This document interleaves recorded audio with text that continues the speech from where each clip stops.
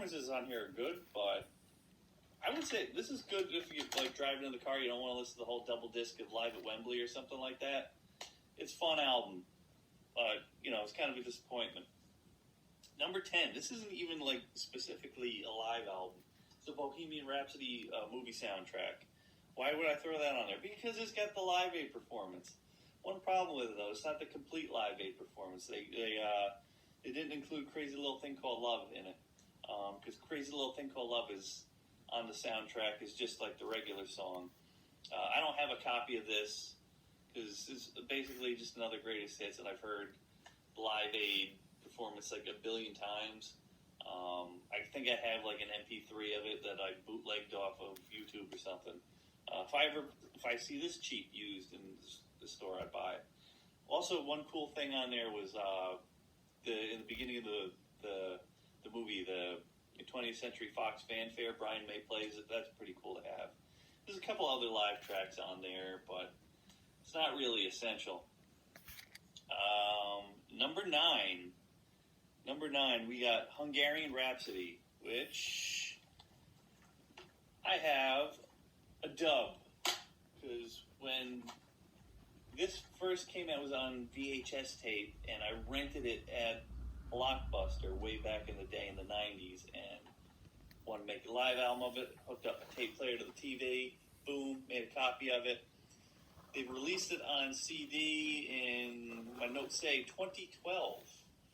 I never went back and bought it, even though there's extra tracks on there. The longest time, this was like my favorite version of I Want to Break Free. Going back, listening to everything is not anything that different than, a Live Magic or Live at Wembley. But I don't know why. I used to jam this one out in my car all the time. Great performance. Probably the best tour. It's low on the list because Live at Wembley's coming up. This can be high on the list. Where exactly? I don't know. Stay tuned. Number 8, kind of blasphemous to some people that I would put this one above some of the other ones on there. But it's going to be Queen and Adam Lambert Live Around the World.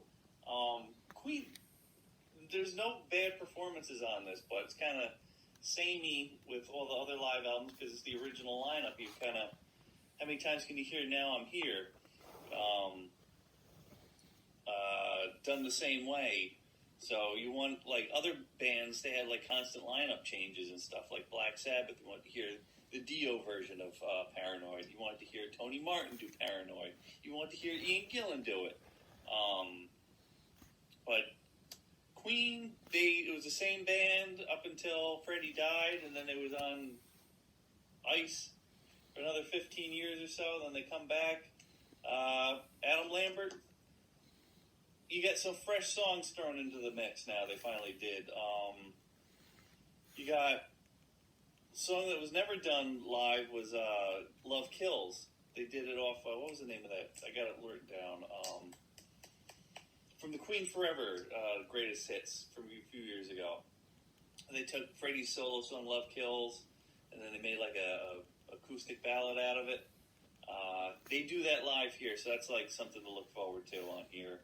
I Was Born to Love You off the Made in Heaven album. They did that on here, so that's a cool pickup. They also do the full Live Aid set. They make this sound more like a live concert than Live Magic. Oh, this is kind of like Live Magic, where it was taken from a bunch of different shows. But it's pretty good. It's this. You want this one because you want to hear Queen do a little bit different stuff on here.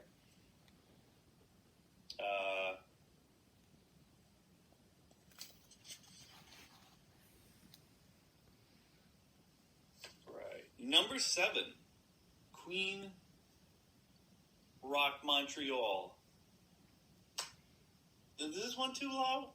I don't know. I don't have a physical copy